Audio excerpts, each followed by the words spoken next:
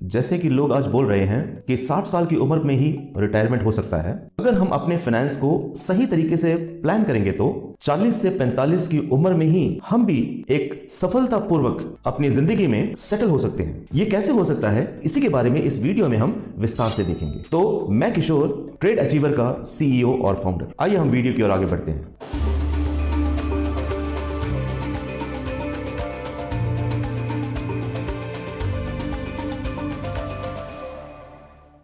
तो 40 की उम्र में रिटायरमेंट, इसी के बारे में हम पहले देखेंगे। अगर आप यहां देखते हैं तो मैंने बहुत ही क्लियरली यहां पर चीजें मेंशन की है, मैं आपको दिखाता हूं। अगर आप इसमें देखते हैं तो जो रिटायरमेंट की जो एज है, 40 साल में हम रिटायर हो सकते हैं, इस तरह से योजना बनाकर चलेंगे। इसमें मैं क्या आपको बताना चाहता हूं कि अगर आप 40 साल की उम्र में रिटायरमेंट होना चाहते हैं, अगर आप 25 की उम्र में शुरू करके 45 की उम्र में रिटायर होना चाहते हैं, तो आपकी जो सैलरी है वो कितनी होनी चाहिए? आपकी सैलरी कम से कम 35,000 रुपए होनी चाहिए। मान लीजिए इतनी सैलरी आपको मिल रही है। मान लीजिए अगर आपकी सैलरी 25,000 है, उसी के मुताबिक आपकी जो रिटायरमेंट की उम्र है वो भी उसी तरह से बदलेगी। आइए जब हम कहते हैं कि मैं 35,000 रुपए की सैलरी यहां पर ले रहा हूं, कब से? आपकी उम्र जब 25 साल की है। इसमें आप कितनी? 35,000 रुपए सैलरी ले रहे हैं, चाहे वो IT हो या BP हो या कोई और कंपनी हो। इसमें आप काम कर रहे हैं और आपको 35,000 रुपए तनख्वाह मिल रही है। तो अब आपका जो अगला स्टेप है वो क्या होना चाहिए? अगर आप चाहते हैं कि 40 की उम्र में मुझे रिटायर आना है, तो इसके लिए मुझे क्या करना होगा? तो फिर आपको जो अपने एक्सपेंसेस हैं उसे आपको 25,000 में ही खत्म करने होंगे। जितने भी आपके एक्सपेंसेस हैं उन सबको 25,000 के अंदर ही पूरा करना होगा। अगर आप की उम्र 25 साल है और आप 25,000 के अंदर ही अपने सारे एक्सपेंसेस को अगर खत्म करते हैं तो ये आपके लिए बहुत अच्छा होगा। ऐसा क्यों है? अगर आप मुझसे पूछेंगे तो इस उम्र में आप 25,000 रुपए में अपने सारे खर्चे पूरे करते हैं और जो 10,000 बच गया है उसका आप क्या करेंगे? SIP में इन्वेस्ट करेंगे। SIP मतलब सिस्टमैटिक इन्वेस्टमेंट प्लान में आप क्या करेंगे? इन्वेस्ट करेंगे। इसके बारे में मैं पहले ही डिटेल्ड वीडियो बना करके YouTube में डाल चुका हूं, आप उसे जाकर के देख सकते हैं। अब आप किस में जाकर इन्वेस्टमेंट करेंगे? ये ETFs भी हो सकता है, ये म्यूचुअल फंड भी हो सकता है, ये आप पर निर्भर करता है। आप स्टॉक खरीद करके भी रख सकते हैं। कौन से स्टॉक्स आपको डिविडेंड दे रहे हैं उन्हें देख करके खरीद लें, उसमें भी इन्वेस्ट कर सकते हैं। अब ये आप एक योजना बनाते हैं कि आप किस में जाकर के इन्वेस्टमेंट करेंगे। इनके बारे में हमारे बहुत सारी वीडियोस हमने बना रखे हैं, आप जाकर के उन्हें देख सकते हैं। हम मान लेते हैं कि आप 10,000 रुपए इन्वेस्ट कर रहे हैं, आप लगातार इसे इन्वेस्टमेंट करते आ रहे हैं। इसमें आप क्या करेंगे? हर एक साल में आप अपनी जो इन्वेस्टमेंट है उसे बढ़ाते चले जाएंगे। उदाहरण के रूप में अब मैंने जो लिया है ये एक एवरेज के तौर पर लिया है। मान लीजिए अगर आपकी तनख्वाह 35,000 है तो हर साल आपको 10% कंपनी की तरफ से इंक्रीमेंट मिलता है। इसमें अभी मैंने बाकी जो चीजें बढ़ रही हैं उसे मैंने इसमें नहीं लिया है। मान लीजिए आप अभी एक पोजीशन में हैं और वहां से आप अगले पोजीशन में जाते हैं या एक कंपनी से दूसरी कंपनी में स्विच ओवर करते हैं जहां में आपको और भी ज्यादा हाइक मिलती है। मैंने उन सब चीजों को यहां नहीं डाला है, वो आपके लिए एक बोनस हो जाएगा। अगर मान लीजिए हर एक साल आपको 10% इंक्रीमेंट मिलता है तो आप अपनी इन्वेस्टमेंट में भी 10% बढ़ाएंगे। अगर आप 10,000 रुपए इन्वेस्टमेंट कर रहे थे तो अगले साल में आप 11,000 इन्वेस्टमेंट करेंगे। अगर इस साल 11,000 है तो अगले साल में 12,000 रुपए आप इन्वेस्ट करेंगे। इसी तरह से सिर्फ 10% अगर हम लगातार बढ़ाते चले जाएंगे इन्वेस्टमेंट में तो क्या होगा? अब मान लीजिए हम जो हर साल इन्फ्लेशन आ रहा है उसको देखते हुए बहुत सारे लोग जो हैं इन्फ्लेशन को नहीं लेते हैं, हमें इन्फ्लेशन को भी कंसीडर करना पड़ेगा। तो इसमें हम क्या देखते हैं? अब ये 25,000 है। अब आप जब 40 साल के हो जाएंगे तो आपके एक्सपेंसेस कितने होंगे? और आज अगर जब 25 साल में आप जो आपके खर्चे हैं अगर आप उनको 40 की उम्र में जाकर जब आप देखते हैं तो वो क्या होगा? तब आपको यही रकम 51,000 चाहिए होगा इन्फ्लेशन को देखते हुए। इन्फ्लेशन कितना होता है? हर साल 7%। अगर आपको इन्फ्लेशन के बारे में पता नहीं है तो इसके बारे में हमने एक डिटेल वीडियो बनाई हुई है, आप उसे जाकर के देख सकते हैं। अगर इन्फ्लेशन 7% है तो उसको एडजस्ट करते हुए आज अगर 25,000 रुपए आपकी तनख्वाह है उसको अगर आप खर्च करते हैं तो 15 साल बाद अगर आप देखते हैं तो आपको कम से कम 51,000 की जरूरत पड़ेगी। अब मैंने यहां पर 51,000 रुपीज ले रहा हूं। अगर आप अपने इन्वेस्टमेंट को हर साल बढ़ाते हुए चलते जाएंगे तो यही 15 साल बाद में क्या होगा? और एक चीज जो यहां पर 1 लाख रुपए आप लमसम में अगर आपके पास में है तो आप उसे भी आप SIP में लगा सकते हैं, नहीं तो आप 10,000 का लगाते हुए आ सकते हैं। अगर आपके पास में 1 लाख रुपए है या तो अपने माता पिता से लेकर के अगर आप 1 लाख रुपए इसमें लगाते हैं तो 15 साल के अंत में आपको क्या मिलता है? अगर हम उसे देखते हैं तो आपको जो अमाउंट मिलता है वो 1 करोड़ 13 लाख रुपए आपको मिलते हैं। 1 करोड़ 13 लाख रुपए आपको अपने हाथ में मिलते हैं। अब यहां पर आपकी उम्र कितनी है? 40 साल। अगर आप देखते हैं कि आपके एक्सपेक्टेड रिटर्न कितना है, तो ये आपका 13% है, जो नॉर्मली मैंने 13% के बारे में पहले भी इंडेक्स फंड में बता चुका हूं। अगर आप निफ्टी इंडेक्स फंड में सिर्फ अगर इन्वेस्ट करते हैं, तो निफ्टी 20 में भी अगर इन्वेस्टमेंट करते हैं, तो फिर भी अगर आप एवरेज में देखेंगे तो 14 से 15% आपको क्या है ये देता है। आप इस वीडियो को भी रेफर करके देख सकते हैं। तो अगर इस तरह से अगर आप अपने इन्वेस्टमेंट करते हुए आते हैं, तो 15 साल के बाद में अगर आप आपका जो इन हैंड अमाउंट देखते हैं, आपके पास कितना होगा? 1 करोड़ 13 लाख रुपए। इस 1 करोड़ 13 लाख को बहुत सारे जो फाइनेंशियल एडवाइजर है वो क्या कहते हैं? 1 करोड़ आ चुका है, इसी से हम अपनी जिंदगी को चला सकते हैं, इसी में से मैं हर महीने कुछ पैसा निकाल करके खर्च कर पाऊंगा। अगर आप इस तरह से करते हैं तो आपके साथ में क्या होगा? आपके पास में ना तो कोई सेविंग होगी, और जो पैसा आपके पास में था उसको आपने थोड़ा थोड़ा निकाल करके खत्म कर दिया, आपके पास में कुछ भी नहीं रहेगा।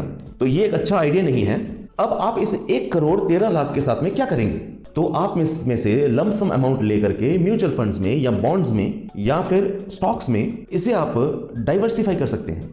एक ही जगह में पैसे को लगाने की जगह आप अलग अलग जगह पैसे लगा सकते हैं। बॉन्ड्स हो सकता है, कुछ बॉन्ड्स आपको 8 से 9% रिटर्न्स देते हैं। अगर आप स्टॉक्स को देखते हैं तो स्टॉक्स में डिविडेंड ही आपको 10 से 11% देता है। अभी हाल फिलहाल में आपको RECL के बारे में मैंने आपको बताया था। इस तरह की कंपनी आपको डिविडेंड कितना देती है? 10%। एवरेज में अगर आप देखेंगे तो ये अच्छा ही आपको देंगे। आप इसको डाइवर्सिफाई करके 11% आपको जो है रिटर्न्स मिल सके, उस तरीके से आप अपने पैसे को लगा सकते हैं। अगर आप इस 1 करोड़ 13 लाख को लेकर के अगर लगा देते हैं, फिर क्या होगा? अगले 10 साल बाद, 40 साल की उम्र में हम इसे स्टार्ट कर रहे हैं, और 10 साल के बाद 1 करोड़ 13 लाख रुपए को हम इन्वेस्ट करते हैं। अब आपके जो एक्सपेंसेस है यहां पर में वो 51,000 रुपए ही है। अगर आप इसका 11% अगर आप देखते हैं तो आपको 12.5 लाख रुपए तक मिलते हैं। अगर आप हर एक महीने से अगर आप डिवाइड करेंगे तो आपको 1 लाख रुपए मिलता है। 40 साल की उम्र में जब आप जीवन जी रहे होंगे, आपको रिटर्न कितना मिलेगा? आपको इसका रिटर्न डबल ही मिलेगा। तो आप अपने जिंदगी को खुशहाली के साथ जी सकते हैं। आपके जो इन्वेस्टमेंट है डबल होने के मुताबिक। ये कितनी दूर जाएगा? 50 साल तक ही आगे जाएगा, क्योंकि बाद में जाकर के इन्फ्लेशन लगातार बढ़ने की वजह से सामानों की कीमतें भी बढ़ती चली जाती हैं। आप जो उस वक्त में 51,000 रुपए आपके एक्सपेंसेस थे, वही कितना आ जाएगा? 1 लाख रुपए का एक्सपेंस महीने का हो जाएगा। अब आपने जो इन्वेस्टमेंट किया था उसका रिटर्न कितना आ रहा है? हर महीने 1 लाख रुपए। अब जब आप 50 साल की उम्र में हो जाएंगे तो आपका जो रिटर्न्स आ रहे हैं और आपके जो एक्सपेंसेस है वो बराबर हो जाएंगे। अब आपके जो एक्सपेंसेस है कितना हो गया है? 1,06,000 रुपए। अभी ये जो 6,000 रुपए आपके एक्सपेंसेस हैं, ये आपके इन्वेस्टमेंट से इसको लेना स्टार्ट कर देंगे। तो अगर ये आप लगातार इसे बढ़ाते हुए चले जाएंगे तो 1 साल में ये कितना हो जाएगा? ये आपको 12 लाख रुपए 1 साल का हो जाएगा। अब अगर आप अपने टोटल पोर्टफोलियो में देखेंगे तो 60,000 रुपए कम हो जाएगा। अगले साल ये और कम हो जाएगा। के साथ में आप और एक 10 साल जा सकते हैं। और अगर आप अपने इन्वेस्टमेंट के साथ ही अगर आप अपने खर्चे करते चले जाएंगे तो 10 साल के बाद में क्या होगा? 10 साल बाद, 15 साल बाद, जब आप 60 साल के हो जाएंगे, 60-65 साल के अंत में आपने 40 साल में रिटायर हो गए और आपने अपने जीवन को 60-65 साल तक आपने क्या है बिता लिया। उसके बाद में अगर आप देखेंगे तो देने के लिए आपके पास में कुछ नहीं होगा। जो आपको रिटर्न मिलेगा, जो कुछ आपकी सेविंग होगा, सब कुछ खत्म हो जाएगा। आपके पूरे 65 ईयर्स में आपका जिंदगी पूरी खत्म होने तक आ जाएगी। तो ये एक तरीके का प्लान है। अगर इसी में हम लोग और 5 साल बढ़ा देते हैं तो इसका क्या बेनिफिट होगा वो मैं आपको दिखाता हूं। वही योजना है, मगर अब आपकी जो रिटायरमेंट की उम्र है वो 45 साल है। इसमें बस हमने 5 साल बढ़ा दिए हैं। अब इसी में आपका सारा जीवन ही किस तरह से बदल जाएगा मैं आपको दिखाता हूं। अभी आपकी उम्र 25 साल है। 15 साल और काम करके रिटायरमेंट होने की बजाय हम 20 साल में रिटायरमेंट लेने जाएंगे कि हमारी उम्र 45 साल की होगी। तो क्या होगा? यहां मैं बना करके डाल चुका हूं।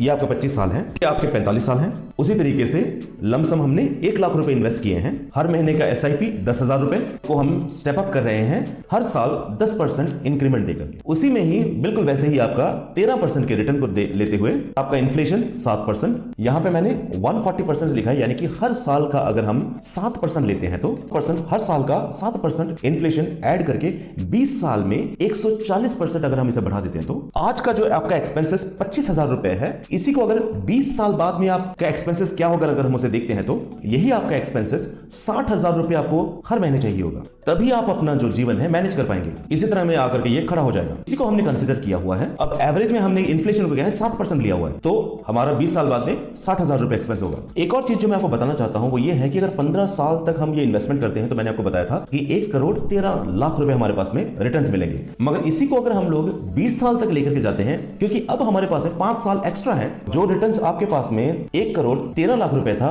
वही इस 5 साल को ऐड करने की वजह से अब 2 करोड़ 76 लाख रुपए आ जाता है। अब हम क्या करने जा रहे हैं, अब इसी अमाउंट को लेकर के अगर हम लोग बॉन्ड्स में या इसे डाइवर्सिफाइड इन्वेस्टमेंट में अगर हम लोग लगा देते हैं, अगर हम 11% में से डाल देते हैं, अगर हम हर साल में देखते हैं तो हमारे पास में 22 लाख रुपए आते हैं। और अगर आप इसे 12 महीने से डिवाइड करते हैं तो हर महीने 2 लाख रुपए हमें मिलते हैं। मगर आपको चाहिए कितना होगा, तब सिर्फ 60,000 रुपए आपकी जो खर्चे होंगे, मगर आपके पास होगा कितना, 2 लाख रुपए हर महीने। अगर आप फिर से इसे दोबारा आप अगर इसे इन्वेस्ट करते हैं तो जब आप 60 साल 65 साल के होंगे तो आपके पास में कितना रिटर्न होगा। तो पहले चार्ट में जैसे हमने डाला था, आपका जो पैसे हैं वो क्या है, कम होते चले जाएंगे। एक समय में जाकर के आपके एक्सपेंसेस और आपकी जो इनकम है वो बराबर हो जाएगी। इसके लिए हम लोग क्या करने जाएंगे, 2 करोड़ 70 लाख का जो हमारे पास में अमाउंट है, हम 1 करोड़ लेकर के उसे दोबारा लमसम में इन्वेस्ट कर देते हैं। और जो हमारे पास में 1.7 करोड़ जो बढ़ जाता है, उसे हम लेकर क्या है, डाइवर्सिफाइड पोर्टफोलियो में जाकर के हम लोग इन्वेस्ट करते हैं। तो हो सकता है, जैसे मैंने आपको बताया था, स्टॉक हो सकते हैं या किसी और में अगर आप इन्वेस्ट कर देते हैं तो अब क्या होगा, आपका हर महीने की इनकम अब आपको कितनी मिलेगी। अगर हम उसे देखते हैं तो अगर हम 11% में से अगर रिटर्न्स को देखते हैं तो 1 साल का आपके पास में 17 लाख रुपए आएगा। अगर आप इसे मंथली ब्रेक करते हैं तो 1,64,000 रुपए आपको हर महीने मिलेगा। पर आपका जो हर महीने का एक्सपेंसेस है सिर्फ 60,000 रुपए है। आपके पास अभी भी 1 लाख रुपए एक्स्ट्रा है। आप एक बहुत अच्छा जीवन जी सकते हैं। आप जिस तरह का चाहते हैं वैसे ही आप अपना जीवन जी सकते हैं। अमाउंट को लेकर के आप एक बहुत अच्छा जीवन जी सकते हैं। 45 की उम्र में ही आप एक अच्छा जीवन जी सकते हैं। अब इसमें क्या है कि अगर आप इसी तरीके से अपना इन्वेस्टमेंट करते रहते हैं तो आपका जो रिटर्न है, जो मैंने डाला हुआ यहां पे 1 करोड़ 79 लाख जो आपके पास में रिटर्न है, अब इन्फ्लेशन को देखते हुए ये अमाउंट कब बीट आएगा, हम अगर इसे देखते हैं तो जब आप 60 साल के हो जाएंगे। और आप पिछले चार्ट में देखते हैं तो क्या था, वहां पर 40 से 45 साल में ही ये आ गया था। अब 40 से अब ये 15 साल और बढ़ गया है। ये लेवल क्या है, मैच हो जाता है। मगर अब यहां पर हमारे साथ में क्या होता है कि क्योंकि हमने वो जो 1 करोड़ रुपए लमसम में इन्वेस्ट किया हुआ होता है, उसमें भी हमें क्या है 13% हमें लगातार रिटर्न्स मिलते रहते हैं। ये आपको कितना देगा, 3 करोड़ 64 लाख रुपए देगा। तो अब क्या होता है, जब आप 60 साल की उम्र के अंत में होंगे, 45 में आप रिटायर हो गए थे, जब आप 45 के रिटायर हुए थे तब भी आपके पास में 2.5 करोड़ रुपए थे। 1 करोड़ लेकर के आपने लमसम में लगा दिया और जो रिटर्न्स आपको मिल रहे थे उससे ही आप एक अच्छा जीवन जी रहे थे।